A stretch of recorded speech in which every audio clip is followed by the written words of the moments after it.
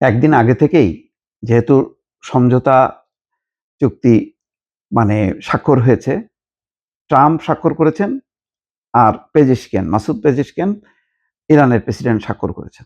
এখন আজকে এবং কালকে সারাদিন শুধু সুখবর পাবেন, বিশ্লেষণ পাবেন এবং শাহবাজ শরীফ এই যে চুক্তি বা সমঝোতা স্মারক স্বাক্ষরের মধ্য দিয়ে বিজয়ের ঢেকুর তুলছেন, বক্তব্য দিচ্ছেন। সর্বশেষ তিনি জানিয়েছেন, এএফপি ইসলামাবাদ থেকে যেই খবরটা দিয়েছেন যে হরমুজ প্রণালী অবিলম্বে খুলছে ইরান, নৌ অবরোধ তুলে নেবে যুক্তরাষ্ট্র এবং একই সঙ্গে 14 দফা যে সমঝোতা স্মারক স্বাক্ষর হয়েছে তাতে কে কি সুবিধা পাবে তা নিয়েও আন্তর্জাতিক গণমাধ্যমগুলো খবর দিচ্ছেন। তো সর্বশেষ যে খবর তাতে বলছেন যে শাহবাজ শরীফ মধ্যপ্রাচ্য যুদ্ধ অবসানে যুক্তরাষ্ট্র এবং ইরানের মধ্যে সই হওয়া সমঝোতা স্মারকের আওতায় ইরান অবিলম্বে কৌশলগতভাবে গুরুত্বপূর্ণ হরমুজ প্রণালী খুলে দেবে। একই সঙ্গে ইরানের বন্দরগুলোর উপর মার্কিন নৌ অবরোধও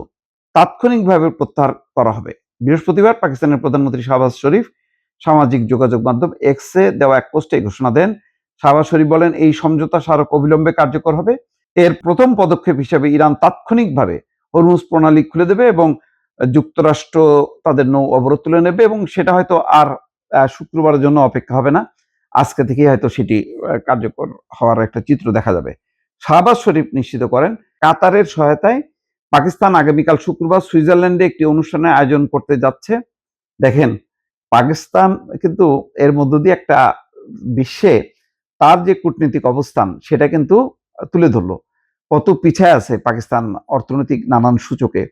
কিন্তু এই মানে ইরান এবং যুক্তরাষ্ট্রের মধ্যে সমঝোতা করে পাকিস্তানের হাইট এখন অনেক উপরে, যার জন্য সুইজারল্যান্ডের এই অনুষ্ঠান আয়োজন করছে কাতারের সহায়তায়। বোঝা যাচ্ছে যে এর মাল রসদ দিচ্ছে, কারণ খুবই বিলাসবহুল একটা হোটেলে জমকালো একটা অনুষ্ঠান করবে।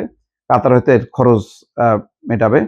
ঐতিহাসিক এই ঘটনাকে স্মরণীয় রাখতে এবং কারিগরি পর্যায়ের আলোচনা শুরু করার লক্ষ্যে এই অনুষ্ঠানের আয়োজন করা হচ্ছে। যাই হোক, এটা শুধু আনুষ্ঠানিকতা না, এর মধ্য দিয়ে ইরান এবং যুক্তরাষ্ট্রের মধ্যে আলোচনা শুরু হবে। কারণ এখন হচ্ছে এমওইউ, সমঝোতা স্মারক, পরে হবে পূর্ণাঙ্গ চুক্তি, যেখানে ইরানের পারমাণবিক কর্মসূচি স্থগিত থাকবে এবং তার যেই সমৃদ্ধ ইউরেনিয়াম সেটা কি হবে, কিভাবে সেটা আর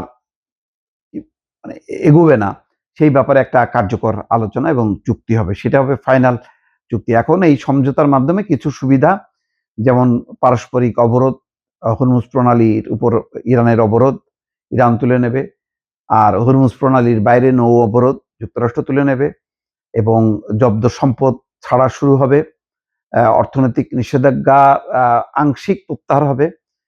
তো এই কার্যক্রমগুলো হবে, কিন্তু সবকিছু মিলায় এখানে পাকিস্তান কিন্তু একটা অন্য উচ্চ মার্গে চলে গেল।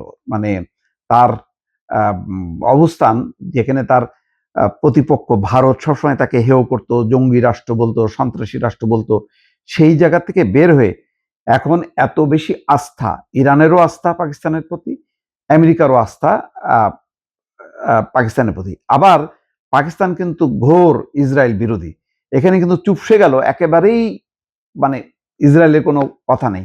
এত বড় আয়োজনের মধ্যে ইসরায়েলের কোনো না নেই, বরং এই আয়োজন, এই তৎপরতার মধ্য দিয়ে ইসরায়েলের পরাজয় হলো।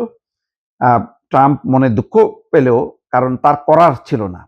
এখন যে পরিস্থিতির দিকে যাচ্ছিল, তাকে এই সংকট থেকে বেরোয় আসতে গেলে একটা সমঝোতা স্মারকে সই করা ছাড়া উপায় ছিল না বলে এইটা করেছে। এবং পুরো কৃতিত্ব, এই আয়োজন, এই লেগে থাকাটা, পাকিস্তানও কিন্তু একই সঙ্গে বিজয়ী হলো। শুধু ইরান বিজয়ী হলো, ইরান হয়তো দাবি করবে আমি বিজয়ী হয়েছি, যুক্তরাষ্ট্র বলবে যে আমি থামাই দিছি, ঠেকাই দিছি, আমিও বিজয়ী হয়েছি, কিন্তু পাকিস্তানও কিন্তু বিজয়ী হয়ে গেল। এবং পাকিস্তানের অবস্থানটা শুধু মধ্যপ্রাচ্য না, একেবারে আন্তর্জাতিক পেরিফেরিতে। যেমন ইসলামাবাদে আলোচনা শুরু হয়েছে, শেষ হইলো কিন্তু হচ্ছে সুইজারল্যান্ডের জেনেভায়, এবং সেখানেও পাকিস্তান আয়োজন করতেছে এই অনুষ্ঠানটা। তার মানে ইউরোপ, আমেরিকা, মধ্যপ্রাচ্যের সমস্ত কূটনৈতিক অঙ্গনে পাকিস্তান এখন একটা উঁচু স্তরে চলে গেল। এখন সহজে ভারত যে খোঁচা মারবে, জঙ্গি রাষ্ট্র বলবে, সন্ত্রাসী রাষ্ট্র বলবে, সেটা বলার এখন আর মুখ কিন্তু থাকলো না। এই কৃতিত্ব ভারত নিতে পারলো না। এই যুদ্ধে ইরান জিতলো, যুক্তরাষ্ট্র জিতলো, একই সঙ্গে কিন্তু পাকিস্তানেরও বিশাল একটা মানে বিজয় ঘটলো এই পরিস্থিতির মধ্য দিয়ে।